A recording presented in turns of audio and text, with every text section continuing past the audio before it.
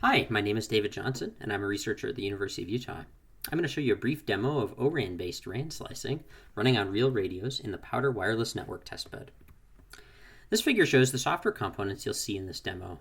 Starting in the center, we see the RAN Intelligent Controller, which is a collection of microservices that communicates with RAN nodes in the southbound directions, like node Bs or Cus, over the new ORAN E2 interface.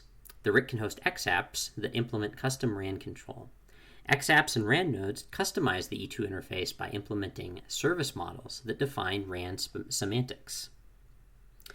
In this demo, we're using SRS-LTE to provide our RAN nodes, and we modified SRS-LTE to include an ORAN E2 agent and a custom scheduler. We also modified SRS-LTE to support the standard ORAN key performance measurement service model so that we can collect metrics.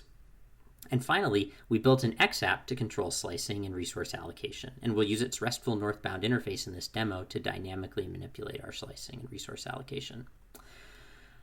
All of the software is freely available and packaged as a Powder profile, so you can run this on the Powder testbed yourself. This slide shows the hardware configuration of this demo. We'll be running in the Powder-controlled RF environment, which consists of NI-B210 SDRs connected to a controllable attenuator matrix. One SDR will be an eNode B, the other two will be UEs, and a near-edge compute node runs the RIC and our XApp.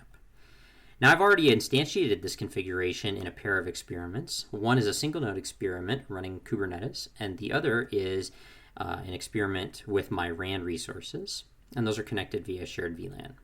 So I'm already SSH'd in to all of these nodes, and I'm going to start firing things off. First, I'm going to fire off my node B. And you can see it connecting to the RIC. Now I'm going to start up my UEs. And while that's going on, I'm going to move down to my lower left and start sending northbound interface commands to my XApp to tell the XApp about the node B and the slices I want bound to it, their resource allocation configuration, and the UEs that I want bound to each slice. Now this is a simple demo. I have one UE bound to my first slice and another UE bound to my second slice.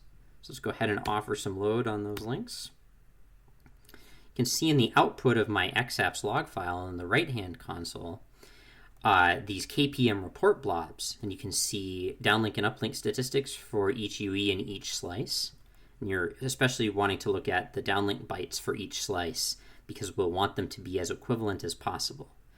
So the resource allocation configuration, whose policy has been sent to the scheduler, is that each slice gets an equal share of the bandwidth. Shares are defined in a range of 1 to 1024. So let's go ahead and give the second slice a larger share. So I've sent some control requests down to the RIC. And let's see. Looks like the first slice has approximately a third and the second has approximately 2/3. So let's flip that around.